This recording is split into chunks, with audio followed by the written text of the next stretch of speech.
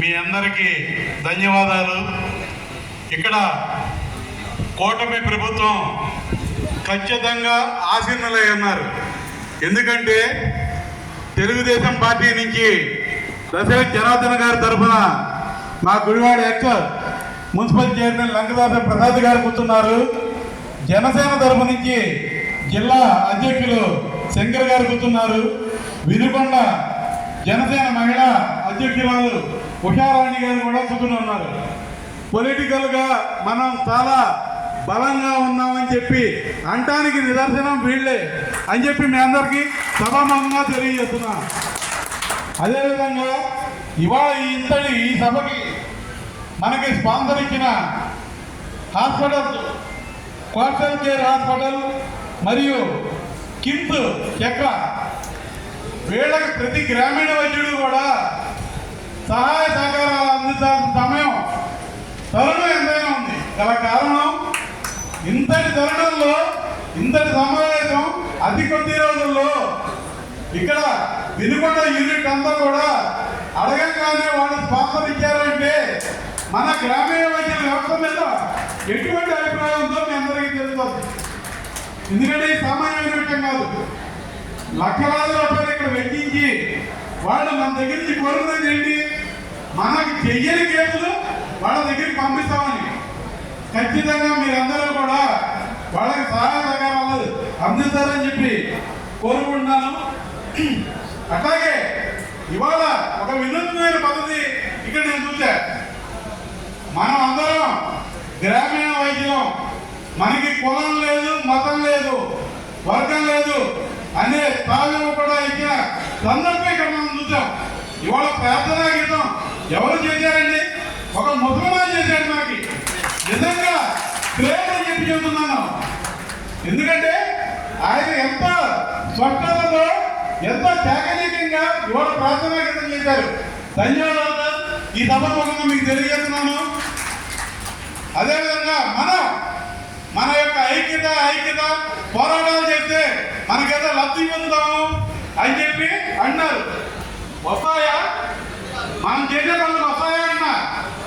ఎవరికి వాళ్ళు ప్రాక్టీసులు ఇష్టాంతరం చేసుకుంటూ పోతే డిఎస్సీలు, ఎవాషన్లు, ఎంఎస్సీలు ఇవన్నీ చేస్తూ ఉంటే మనకి సరైన మార్గంలో ప్రభుత్వం చేస్తుందా? మన నాయకులు చెప్పిన విధంగా మన యొక్క ప్రాక్టీసులు చేస్తే ఖచ్చితంగా ప్రభుత్వాన్ని మనం ఆడడానికి సిద్ధపడతాం. అంతేగాని మన ఇష్టారాజ్యంగా మనం ప్రాక్టీస్ నేనే నాయకుడిని, నాకు ఎవరు లేరు, ఏదో మీటింగ్ ఏదో వచ్చాము అనే సందర్భం ఉంటే కనుక ఈ గుర్తింపు మా దగ్గర నుంచి రాదు. మనందరి కలయిక ఈ యొక్క ఐక్యత ఉంటేనే మనం గుర్తింపును సాధించగలుగుతామని చెప్పేదని ఈ సందర్భంగా మీ అందరికీ తెలియజేస్తా. ఎందుకంటే ఇవాళ ఆంధ్రప్రదేశ్లో 40 నుంచి 50,000 మంది ఉన్నారు. ఈ 50,000 మంది 3 ఫెడరేషన్లు ఉన్నారు. ఈ 3 ఫెడరేషన్లు 3 దిక్కులు ఉన్నాయి. ఇవాళ ఈ 3 దిక్కుల్ని కూడా బంధించి దశరథ్ జనార్దన్ గారి దగ్గర కూర్చోబెట్టిన ఘనత మన లంకదాస ప్రసాద్ గారు అని చెప్పేసి నేను కంటాలని చెప్తున్నా.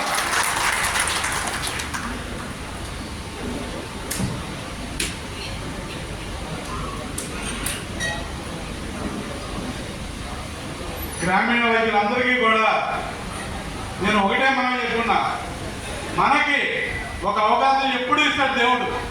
అది మనం ఎప్పుడు సద్వినియోగం చేసుకోవాలా, ఎప్పుడు వెళ్ళాలా అనేది నాయకులు ప్రతిపాదిస్తారు.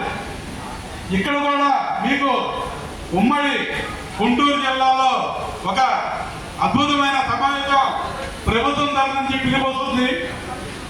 దాని పిలుపునిచ్చేప్పుడు మాత్రం ఇటువంటి గ్రామీణ వైద్యులు వేలాది మంది రావాలని చెప్పేసి నేను కోరుకున్నాను. ఇట్లా వచ్చే సందర్భమే సెప్టెంబర్ 21 ఉమ్మడి కృష్ణా జిల్లాలో మేము చేస్తున్నాం. ప్రభుత్వం పిలుపునిచ్చిన మేరకు అక్కడ 14 సంఘాలు ఉన్నాయి. ఈ 14 సంఘాల్లో సుమారుగా 4,000 మంది ఉన్నాం.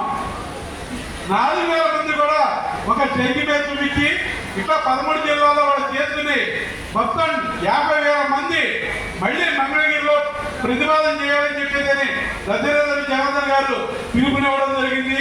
దానికి అందరూ కూడా సహకరించాలని చెప్పేదని మనందరూ కూడా ఐక్యతగా ఉన్నాము అని చెప్పినాడు ఖచ్చితంగా మనకి గుర్తింపు వస్తుందని చెప్పేసి సభాముఖంగా తెలియజేసుకుంటూ ఈ యొక్క సంఘం ప్రాథమిక వైద్య సంఘాలకి అనుబంధంగా ఉన్నది.